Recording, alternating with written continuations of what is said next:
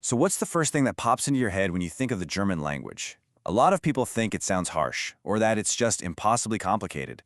But what if I told you it's actually way more familiar than you think?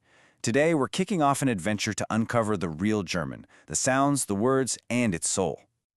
That right there, that's your first taste of German. A phrase from our guide for this explainer, Professor James Pfrehm. It just means, ladies and gentlemen, a very warm welcome. And you know, according to him, the absolute most important thing to remember right now is that this isn't going to be like a class. And that's really the key. Think about it.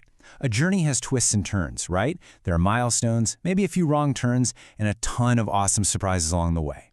Well, that's exactly what learning a new language is like. So let's get our gear together for the first part of our trip. Every great adventure has to start somewhere. And for us, that's getting a handle on the basic sounds of German. Let's start with a few things you're going to use every single day. Okay, let's knock out the three big ones. In the morning, you've got Guten Morgen. In the evening, it's Guten Abend. And for pretty much the whole rest of the day, you'll use the classic Guten Tag. Pretty easy, right? These are your all-access pass. But now, let's get into the sounds that really make German, well, sound German. Ah, yes, the famous umlaut. You know, those two little dots that change the whole game. So to make this sound, like in the Southern German greeting, Grüß Gott, try this. Start by making a nice round oo sound. Now, keep your lips exactly like that, but slide your tongue forward, like you're about to say E. That sound you get in the middle, that's it. Ü. Grüß Gott. You got it. All right, time for probably the most famous sound in the whole language. You know the composer, Johann Sebastian Bach. Now, in English, we usually say Bach, but that's not quite it. That ch after a vowel like ah is a raspy sound from way in the back of your throat. Give it a shot. Bach. You hear it in the word for night, too. Nacht, as in gute Nacht.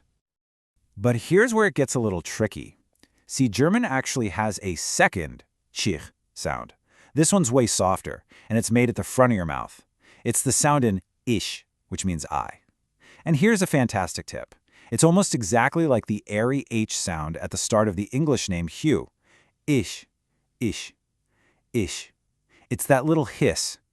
So here's the bottom line. The one thing you have to remember. The vowel that comes before the ch is what tells you which sound to make. If it's after an a, you get that back of the throat sound. Bach, Nacht. If it's after an ish, you get the soft, hissy one from the front. Ich spreche. Okay, now let's get to what is, for me, the most mind-blowing part of all this. You probably think you're starting this journey from square one, right? From absolute zero. Well, I'm about to let you in on a little secret, and it proves you're actually already way, way ahead of the game. No, I'm serious. What if I told you that you already have a German vocabulary hiding inside your brain? It's totally true, and it's all because of this deep historical connection you probably never even knew existed. And there it is. This is your ace in the hole. English and German are basically family. They grew up from the very same parent language centuries ago, which means that you, as an English speaker, have this massive built-in advantage. You don't believe me? Okay, just take a look at this. Let's play a little game. In German, you have Mutter and Vater. In English, mother and father. Come on, you don't even need me to translate those, do you? You just know. Let's keep it rolling. The German word is Haus. Our word is Haus.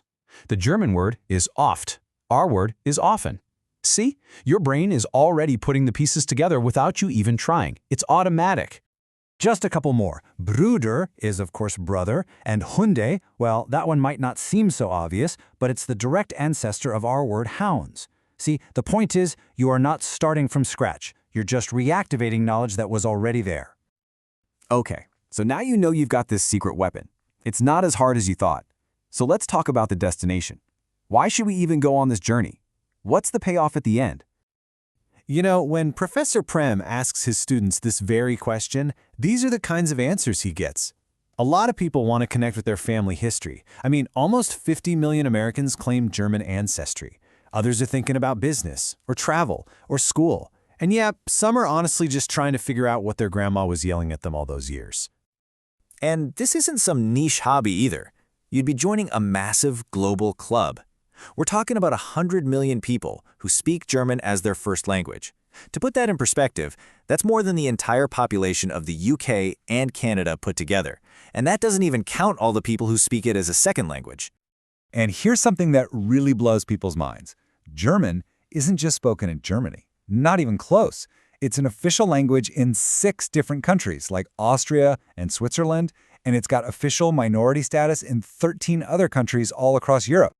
And let's be real, we can't forget about the huge economic and cultural impact of the German-speaking world.